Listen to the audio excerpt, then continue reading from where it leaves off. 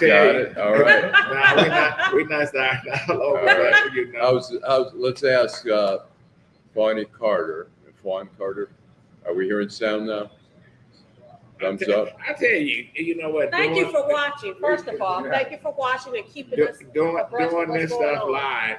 Like I said, Vanessa Moss, my co-host, Allan Lengel, my co-host.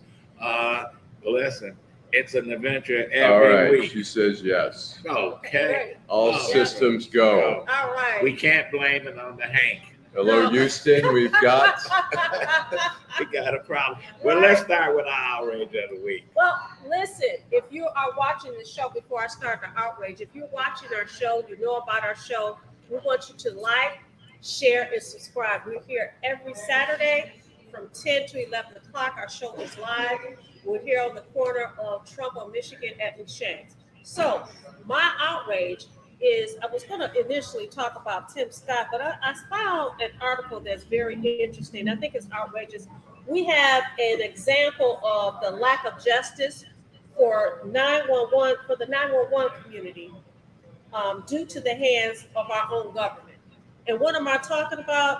I'm talking about a military judge in Guantanamo Bay ruled that one of the 9/11 defendants is unfit for a military trial. Why? Because he was beaten up pretty bad. He's been tortured for 20 years. Tortured. 20 years. And he is now psychotic. So he cannot stand trial. So the CIA decided that they were going to abuse this man, take justice into their own hands. Their job was to apprehend these defendants, right? Bring them to the court so that they would stand trial. But this man can't stand trial, and all these people all these victims of 9/11, again, are disappointed. Not disappointed. That is outrageous. Yeah, well, it is. That is absolutely outrageous. It is You're outrageous. saying no sound again. We're getting somebody. Can you? It looks right. Yeah. Is everybody? That was at 10:04. Okay, maybe we'll Yeah. That was a minute ago. Yeah. Can everyone give us a thumbs up? Juanita Henry is saying no sound. Juanita, is there still no sound? Fawn Carter, Juanita Henry, anybody else who's out there? Give us sound, no sound. Maybe people can't even hear us saying. Let's see. Can you hear us? I'll do it here. I can hear you fine, dude. He said he can hear us fine. Who said we can do? He said. All right. Okay, so people Can are. you hear us? Okay. People are responding. All right. We can hear it. Let's see.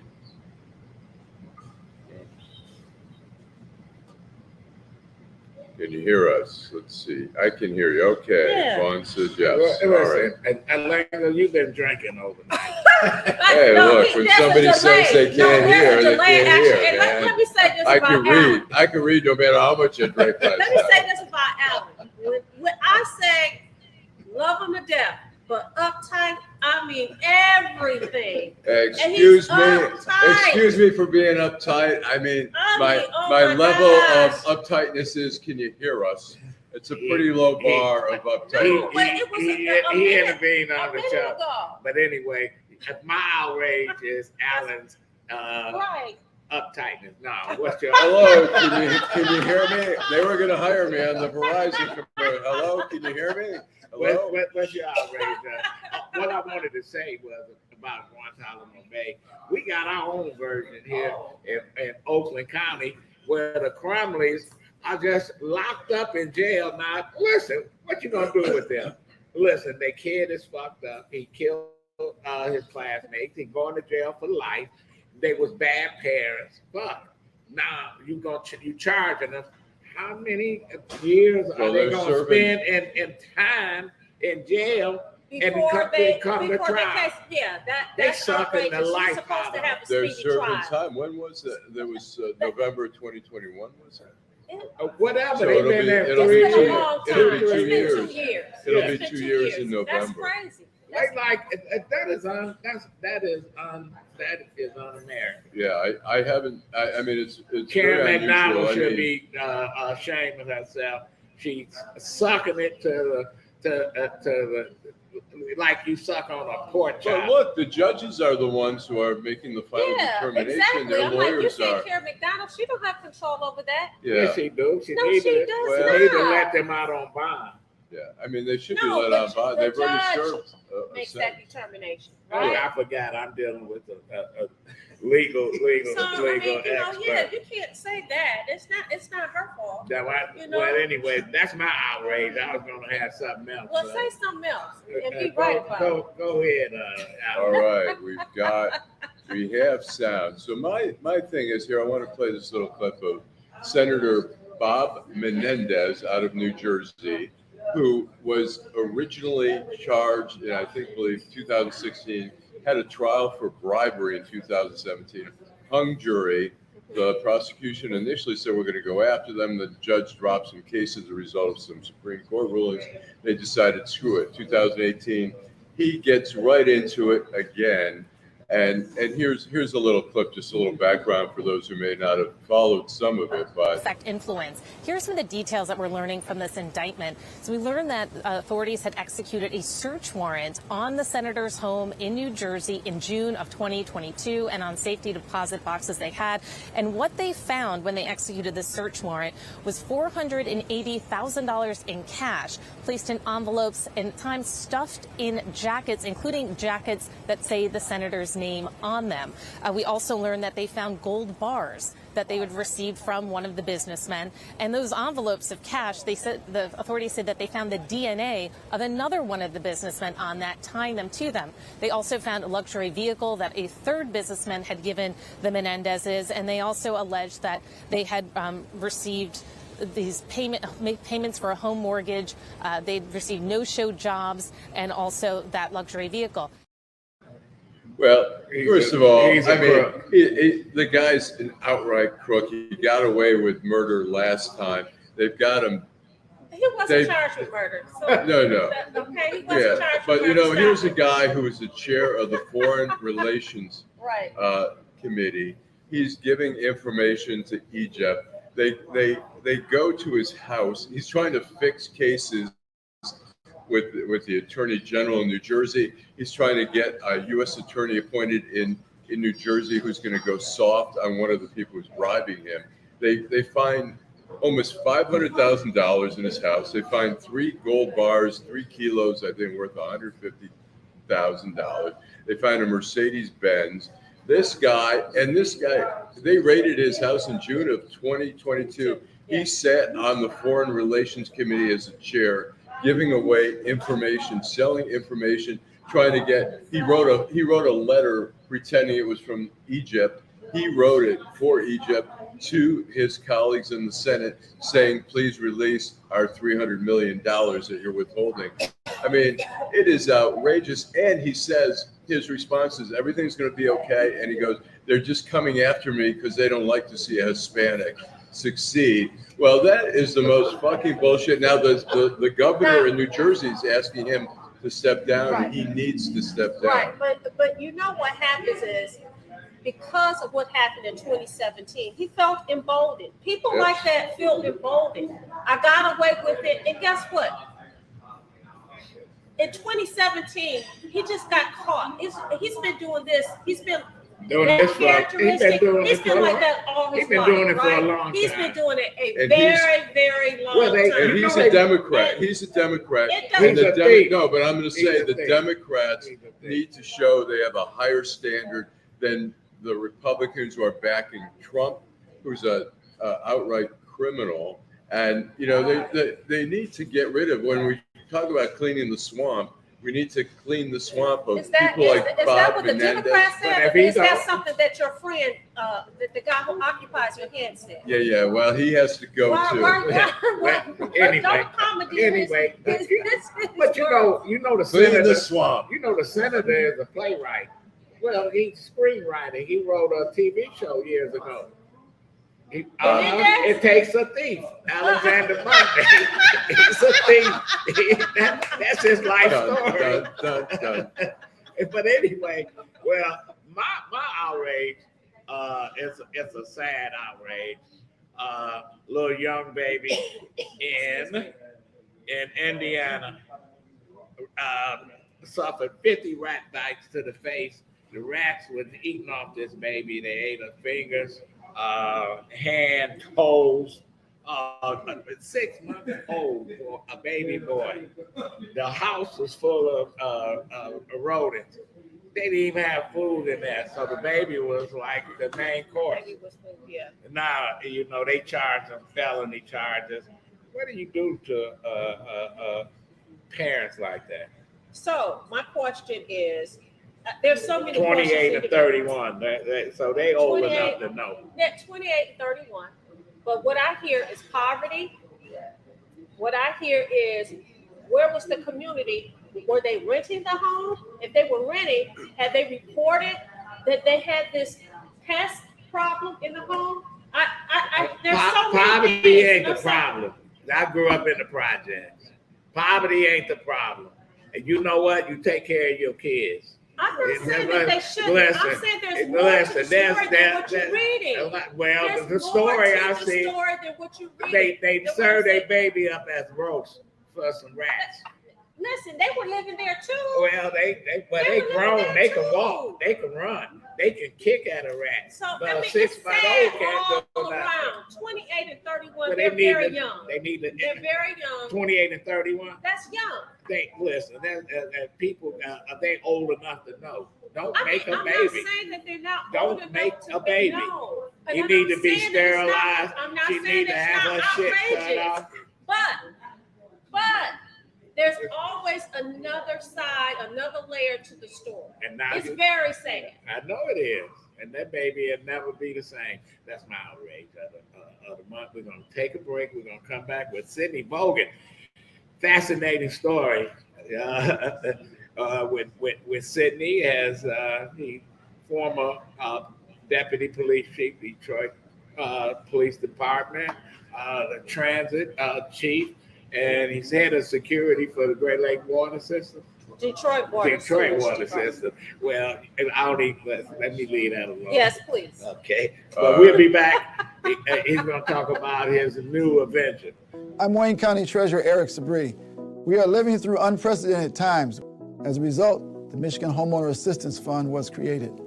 This fund, administered by the state of Michigan, is designed to help homeowners cope with pandemic-related hardships, such as delinquent property taxes. Residents may apply for up to $25,000 to help cover 2019, 2020, and 2021 tax years. Previous year's taxes must be paid in full or in a payment agreement with the Treasurer's office. Eligible homeowners must have a qualified financial hardship that occurred on or after January 21st, 2020. You must currently own and occupy your home as your primary residence and must have owned it since January 21st, 2020. To see if you qualify, please visit waynemetro.org, call 313-388-9799, or email taxinfo@waynecounty.com. We're here to help. Brenda. We are the back. one that passed away. We are back. Yeah, we're back with Sid Bogan. I've been knowing Sidney forever. We were in the Marine Corps together. Oh, wow. Yes. Listen, I remember I asked Coleman Young. He asked me one time. He said they was looking to make a new police chief. I said, I know a person that's already a cop. He'd be a great chief. He said, who is it? I said, Sidney Bogan. He said, who the hell is Sidney Bogan? But then he went and started asking people. He said, oh, I come back next time I saw him. He said, yeah, very impressive. That's it. When you gonna retire, man? My wife won't allow me to retire. I retired for about maybe 3 or 4 months. She was still working with the board. I fixed her breakfast. I did everything to try to keep her. She said, oh, no. She said, when I go to work, everybody's going to work.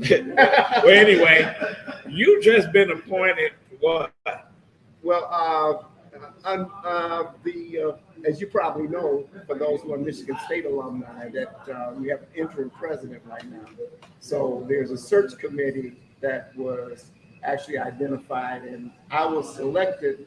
As you're probably aware of, they had a very tragic situation that dealt with public safety, and they want to make sure that they actually focused in on for the safety of the students as well as for the community at large.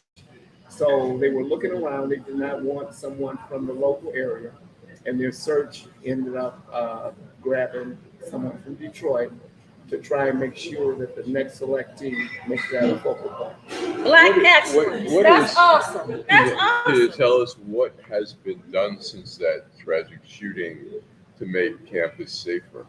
Well, I did attend a situation where there is still some things that they're trying to do to shore up. I don't have all the particulars, but they have stepped up to it and are utilizing best practices to ensure that anyone that attends there is going to be as safe as they would be in any other venue throughout the country. And it seems like there's a balancing act between trying to have open access to the campus and at the same time having safety. How do you balance that? You actually put your finger on the pulse of the debate that's going on for those of us who like the mere fact that we can come in and take advantage of our taxpayer dollars. Right. So that is the balancing act that they're dealing with right now, because no one wants to feel like their campus is an armed fortress. But you know, when I first went up to school, U of M didn't have a campus police. Dorms were 24/7 open. You can just go to any How long dorm. ago was that? You know, about 50 years ago. I'm just messing with you. There's no question. So now we're talking about all the ills and whatever that's in the community. Follow these students right up. What do you do? Well, one thing I know when I go up there, despite the fact that there are different, more structured ways of dealing with it, it is very, very seamless. You don't see an armed presence or anything of that nature.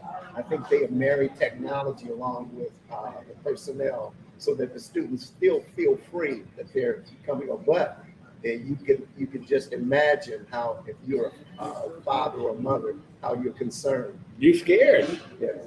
Let me ask you this. As the head security person, do you talk to other people at other universities that hold the same position that you do? And do you guys have like a hodgepodge of ideas as to how to keep not just your campus safe, but what other campuses are doing to keep children safe? Well, you call that best practices, and of course, all of the chiefs, not just for college, but high school, all of the other police departments, they have conversations and communication with each other and utilize some of the same methodologies. As you can imagine, Michigan State, U of M, Wayne State, those R1 institutions, all of those folks, meaning the heads of security, stay in constant contact with each other. Every practice that we have out there that has been proven, they're utilizing. So, and in addition to that, a good many of them also attend the Federal Bureau of Investigation National Academy, and there are other major law enforcement institutions that they deal with, so they can discuss these issues and borrow practices from one another. Do you have a vote? Do you have a vote on who the next president going to be? Well, the search committee, that's the reason they want input from the community and input from the student body and so forth. So it is made up of folks from each cohort so that they do have an opportunity. I was going to say, in terms of the security of campus and stuff, it's a huge, I don't know how many students, 45,000 students, give or take. There's obviously, we've seen law enforcement sometimes monitor social media of certain people or whatever. Are there opportunities for students to report if they obviously they can, if they see something, they may. Do we ever see that happen where somebody says, there's a student in our dorm and he's posting these things on Facebook, violent videos, or he's talking about. Do we think about it in these terms? Michigan State, Wayne State, University of Michigan, we're a microcosm of the city. All the things that we expect our citizens to do, these citizens do the same thing. The strength of any law enforcement agency is communication and input. As we always used to say, most up until the modern era, the biggest problem with policing is that it was always reactionary. Nothing happens until a crime happens. Now, in this day and age, they're more proactive. So there's a reach out to marry the community with policing so that you can get the product that you're paying for. What I'm hearing is that the next president of Michigan State is going to have included in his or her game plan a safety plan. Yeah, in fact, when you look at it, all of the students and the faculty, they have in receipt the publication of what the board of trustees is looking for, and they always are opting to have more input from those that are going to be serviced. And so, yes, safety is key. And how Michigan State's obviously had a problem with the presidents. They lost some, and there's one scandal. I mean, we had the Nasser, now we have the Mel Tucker. The unfortunate thing with Mel Tucker now. We've had presidents who've come and gone. We had a president who was charged criminally. I think the charge may have been dropped, but how do you? I mean, what's going on with the process that we keep ending up in a bad spot at MSU? That's hard for me to say. Just coming on new, I don't have a clue. All I know, our mandate and our charge is to make sure that we try and do what it's going to be for all the time. Well, they have more presidents than Mickey Rooney had.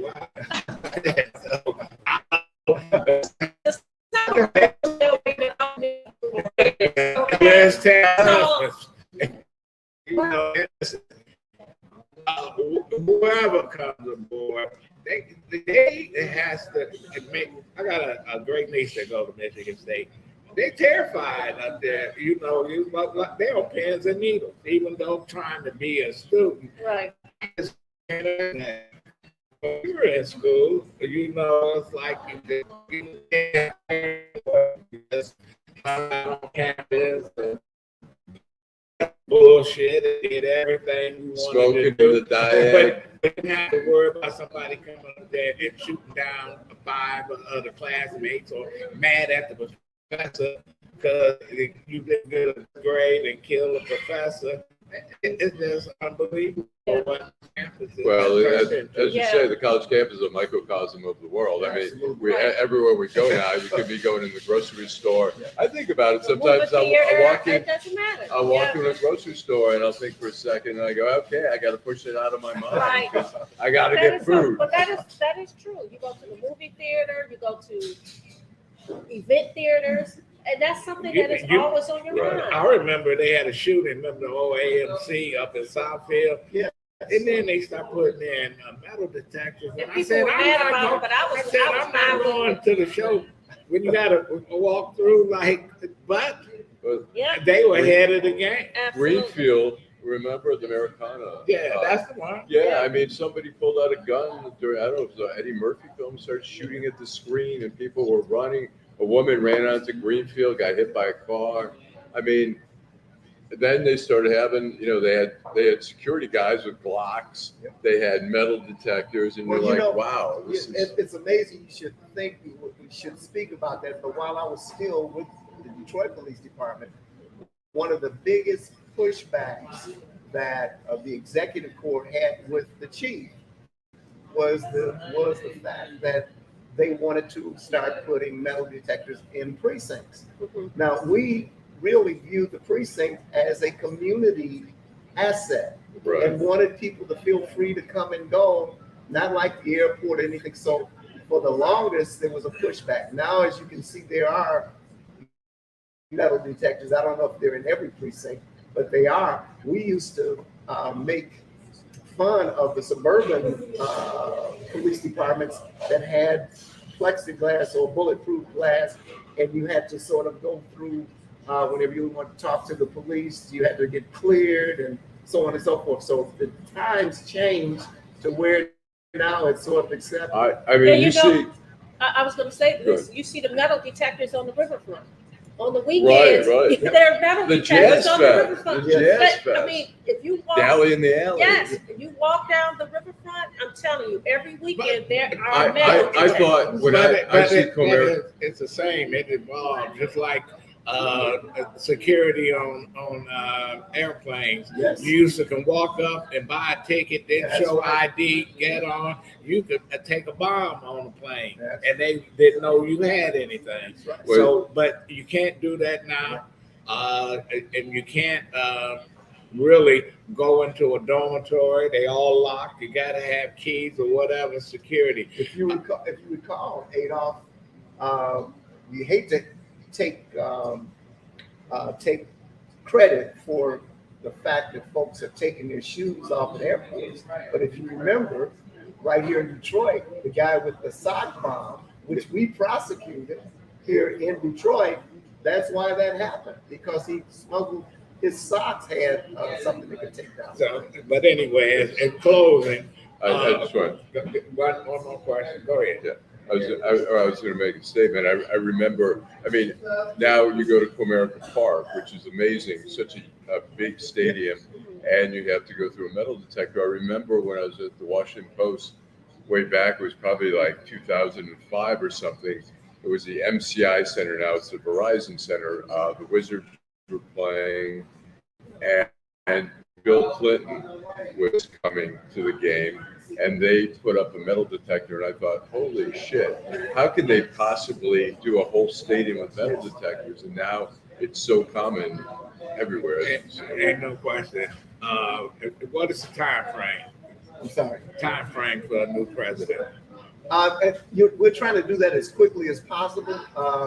Hopefully, I would think we don't have any, we're still constantly looking at, there's lots of progress going on, but we want to put one in place as soon as possible. Okay, we're going to have you back on, Sid, and we're going to talk about Detroit water. And maybe we can get your boss, Gary Brown, another ex-Marine, to come on here and talk about what's going on, because water always an important topic in Detroit. Sidney Bogan, Okay. Chief of Security for the Detroit Water Department, a member of the search committee for Michigan State, new president. Thanks, Sid. Thank you very much for it. Thank you. Nice meeting you. Congratulations. We're going to take a break, and we're going to bring our next guest up, Tammy Daniels from the Detroit Land Bank. I'm Wayne County Treasurer Eric Sabri.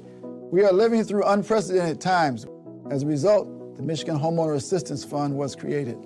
This fund, administered by the state of Michigan, is designed to help homeowners cope with pandemic-related hardships, such as delinquent property taxes. Residents may apply for up to $25,000 to help cover 2019, 2020, and 2021 tax years.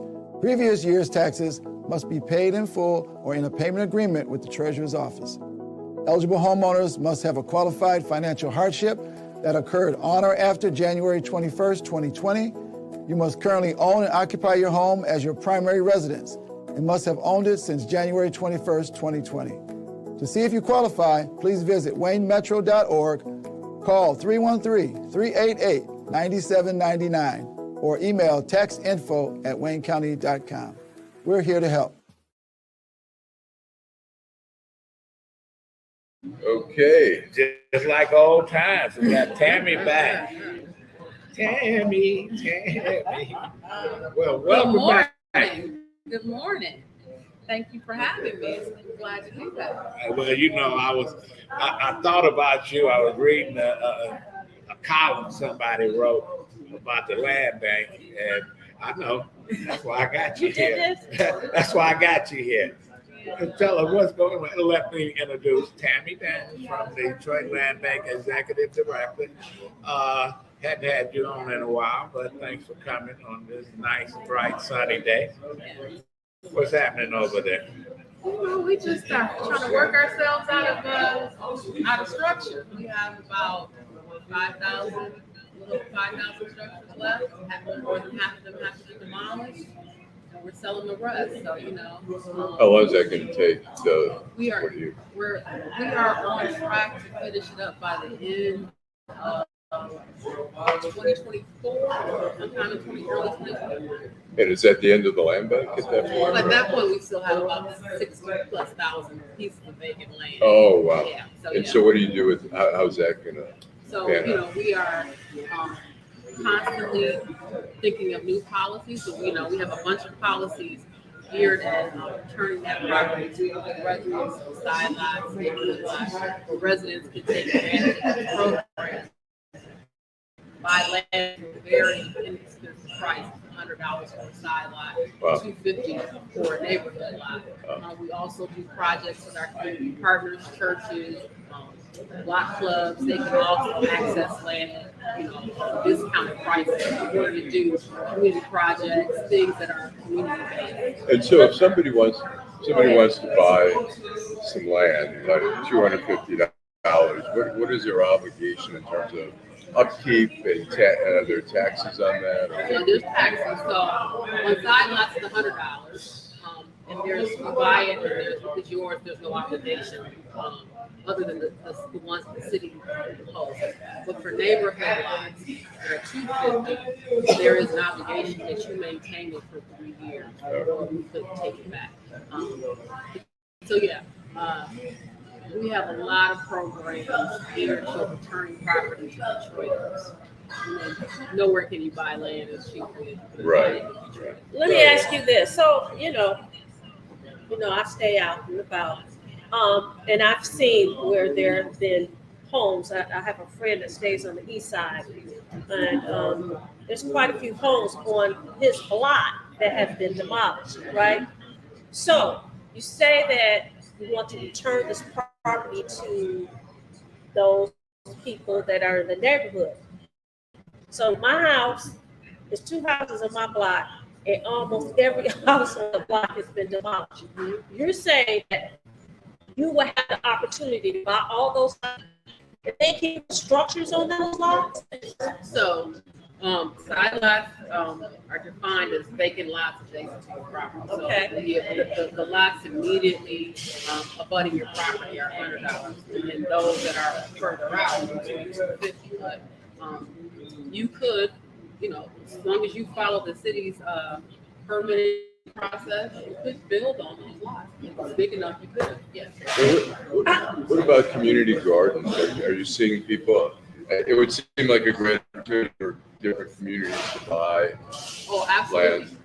So, as you know, the city has just hired its first director of urban ag, who is Tafir Rushton, who is very involved in urban farming, community gardening.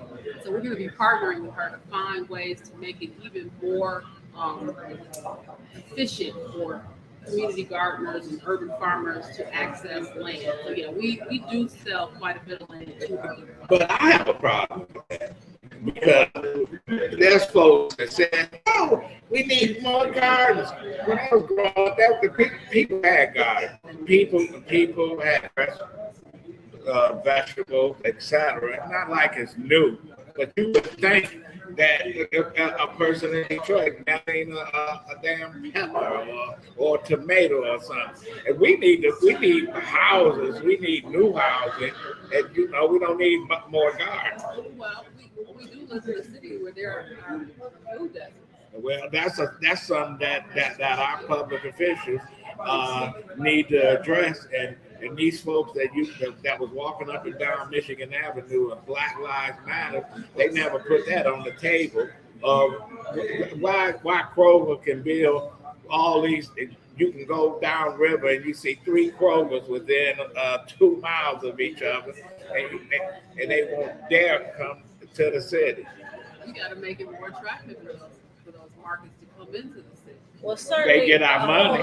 Certainly, a whole lot of urban gardens is not going to make it attractive as far as conscious.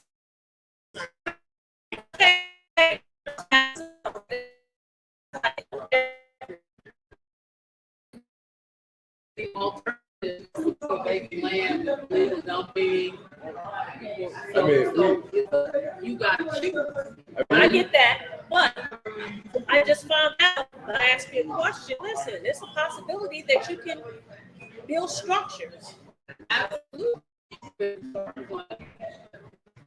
Person who wants to build has to buy land. Right. So you have urban farmers who are actively activating land,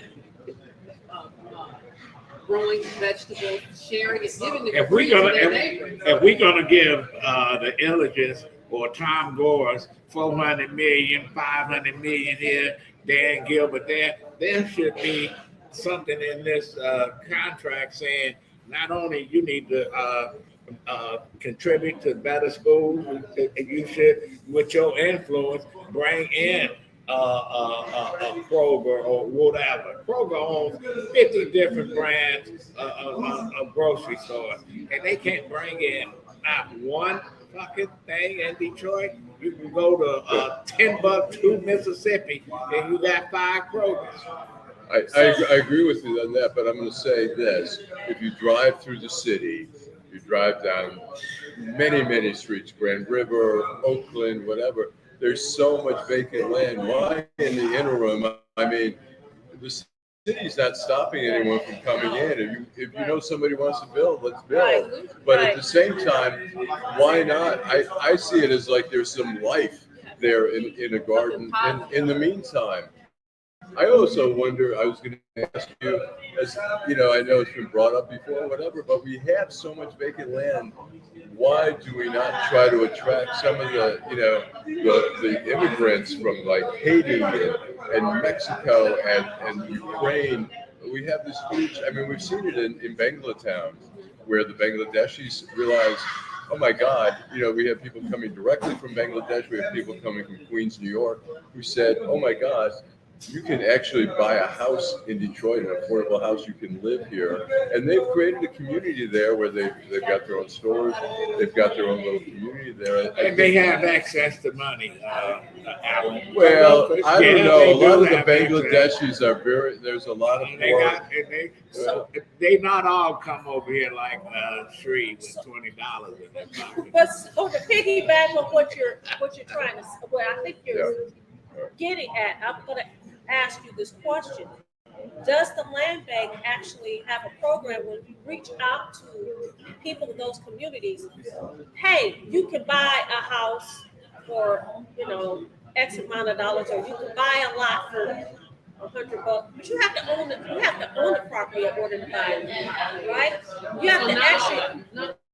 Okay. So in order to get that preferred pricing, you have to be a Detroit resident occupying your home. In order to get that preferred rock bottom pricing. Okay. But that does not prevent someone else from coming in and applying to buy lots to do other things on them. It's just not at the rock bottom rate. Okay. So, and our website, we continue to refine it and try to make it as user-friendly as possible. It has a map of every piece of property that we own. So people can go and do the research, find out what's available, and apply from the website. I think the land bank been doing a good job, and you've been a great voice for the land bank, but yet we still have folks that they just like to throw dirt on the land bank and make all these crazy claims. How do you deal with? Who are you talking about? I'm talking about Charlie with the. He on the land bank. He does. And I don't understand why. Well, I don't either. I have not talked to the person that asked that question. But here's the thing. The work that we do at the land bank is for the cities and residents to try to turn property to productive use and return the city to a vibrant, bustling urban area. And so I can't, trying to, execute that mission, worry about somebody who's writing things that, is old, this stuff, he's rehashing things from 6-7 years ago. A lot of that is hype. A lot of that But Tammy, people make all these claims about Detroit. Only 2% of the people can read, and they don't have this. You hear all this shit, and you say, "Damn." I find myself arguing and debating with folks saying, "Where do you get all this silly ass information from?" Let me ask you this: how old is the land bank? How long has it been? This version of it. Yes. Your version. Yes. Your So version. I came to the land bank in 2015. At that point, I came to the land bank in 2015, and at that point, it had been around for a couple years prior. So it's over 10 years old. Over 10 years old. Okay. Okay. All right. Okay. And so we have demolished over 25,000 structures. We have sold over 17,000 structures. We have sold almost 25,000 pieces of land, vacant lots to individuals. And the majority of our sales are not to developers, not to out of state, out of country. No, it's to the Detroiters. Over 70% of our sales are to African Americans making a very low to moderate income who see it as an opportunity for home ownership or for ownership of land. So it is still, in my mind, the best deal in town. It's the best opportunity for people to build wealth, generational wealth for themselves and their family. And our houses, we have about 2,600 structures, salvageable structures left. Those structures do need a lot of work. So, we work with people to take that chance and try to take on a land bank effort. We work with them. Most people are in our compliance pipeline for well over a year, almost 2 years. But as long as they're showing progress towards the goal, we continue to work. Let me ask you this other question. Before you go, we'll take a break and we'll come back and we'll wrap it up with Tammy Daniels from Detroit Land Bank. I'm Wayne County Treasurer Eric Sabri. We are living through unprecedented times. As a result, the Michigan Homeowner Assistance Fund was created. This fund, administered by the state of Michigan, is designed to help homeowners cope with pandemic-related hardships, such as delinquent property taxes. Residents may apply for up to $25,000 to help cover 2019, 2020, and 2021 tax years. Previous year's taxes must be paid in full or in a payment agreement with the Treasurer's office. Eligible homeowners must have a qualified financial hardship that occurred on or after January 21st, 2020. You must currently own and occupy your home as your primary residence and must have owned it since January 21st, 2020. To see if you qualify, please visit waynemetro.org, call 313-388-9799, or email taxinfo@waynecounty.com. We're here to help. Okay, we're back, and we're going to wrap this up. Before we go, Allan. I've got a question. I'm curious. I know for a while there was a period where we saw like Chinese investors buying a lot of homes unseen. They'd be like, "Yeah, $2,000, get me 10 of those." I get in neighborhoods they've never seen before. Do we see that happening?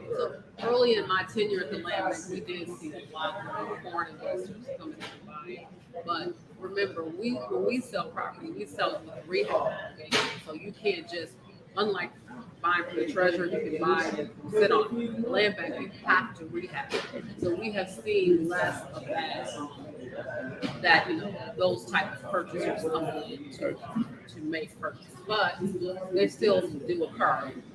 But they just have to understand that you have to immediately start working on it. You can't just sit on it. So, when you have something like what Adolph was alluding to earlier, when you have people doing, I call them hit jobs, and the land bank has been beat up on. So you have the bruises. What are you doing as the CEO to say, hey, what you are hearing is just nonsense. This is what we're actually doing. What are you doing in the community to get the word out that this is a community program? The Detroit Land Bank is for the community, and this is what we're doing. What are you guys doing? So, COVID, in the past, we really hasn't. But during COVID, we weren't able to be out in the community at all. And I really believe that really had severe negative impact. So this summer, we have been in the community constantly. We've had several fairs, and we've been in the community selling lots, vacant lots. So we've done it in all but D1 and D7, and we're going to be doing that next Saturday. We'll be doing it. A Lots and Lots fair at Cromwell Recreational Center on Lassa on Saturday, September 30th from 10 to 2. We have done a compliance fair. We've invited people who purchased homes from the land bank to come out to Northwest Activity Center and come and sit with compliance reps and help them, walk them through like, okay, here's what you need to do to get back on track. We had over 600 people come to that fair. We have our annual buyback event, where we have reconnected people who have a connection with land bank homes, who've been living in the home, have done repairs to it. 135 families this summer got the deed to this house that they had been living in because they were able to show a connection and show that they had somehow been defrauded out of their home. So we are constantly in the community. We have also launching this fall our building block event, where we go into communities where we have a significant inventory of vacant structures that are available for sale, and we do a marketing event where we walk people through all of the houses. These are all available, and what you find is there's a momentum when people see that other people are working. Right. It encourages Right. purchase. So, and then we are all constantly at every time someone invites us out to come because they want us to talk to their block club at a council event, any event, we will make sure we bring people to that event. And me coming on here, I participated earlier this month in the Great Detroit Forum on Land Bank and the resources available. So we just try to constantly, we're out in the community. And I find that when we go out in the community, the reception is always positive. And it stops all the bullshit, Stops all the the noise, misconceptions right. Yeah. of what's going on. Right. Your address, how you get in touch. Best way to reach out to us is either buildingdetroit.org, www.buildingdetroit.org, or you can call if you need it, 313-974-6869, or you can go on our website. You can purchase property directly from the website. You don't have to interface with anyone. Just get somebody to go on there and you can purchase lots online. And that's correct, buildingdetroit.org. Yes, buildingdetroit.org. Okay, Tammy Daniels from Detroit Land Bank, Executive Director. To have you back in, Tammy. Thank you. I appreciate it. Thank you, Tammy. Yes. Yes. Well, Tammy was great as usual. Sid She was all Bogan. right. She was all right. Sid Bogan was good. Glad to see that the search committee is looking at a safety plan. Yeah, absolutely. How do you stop somebody who's hell bent on I mean, look, trying to shoot up? it's a constant thing. I mean, look, we still don't have, you go to Israel, you go on the train station, you go through metal detectors. You go into a mall, you go through metal detectors. And here in America, we've decided we're constantly fighting that balance. How much do we want to be restricted? How much do we want to, be inconvenienced by that? But we're seeing it more and more. Like I say, I went to Deli in the Alley, which is an outdoor event. Yeah, I Went to the understand. Jazz Right. Fest. We had to go through metal detectors and stuff like that. So it's Safety is always a concern. But somebody- I went to Egypt. Yeah, but In order to get into my hotel, we had to go through a metal. They even had dogs. They even had dogs sniffing around. When I went to the mall, they had the military, dogs, and metal detectors. So Right. safety is a real concern well, all around. the world. somebody just off the cuff statement saying 30 years from now, school kids be wearing bulletproof vests to school. You know, listen, you know, you might think, oh, that's absurd. It's not going to happen, but we've had, we here. look, I mean, we've seen in the schools. I mean, look at Oxford, you know, kid goes through with a gun, brings a gun to class. I mean, we see in the Detroit school But system. they don't have metal detectors. They didn't. No, I'm saying in the Detroit school system, they've had metal detectors forever. I know in Washington, D.C. And they got beat up about it. Yeah. And I remember one of the columnists from the Detroit Free Press wrote a column on the IHOP down on Jefferson, saying, I went there and they had a sign that said gun-free zone, ha, ha, ha. Got that, you know, that's crazy that you got to talk about guns at a restaurant. Buddy, you can't go to a supermarket. You can't go to the show. You can't worship in a church. I was in Charleston and went to the church where Dylan Roots just blew the folks away.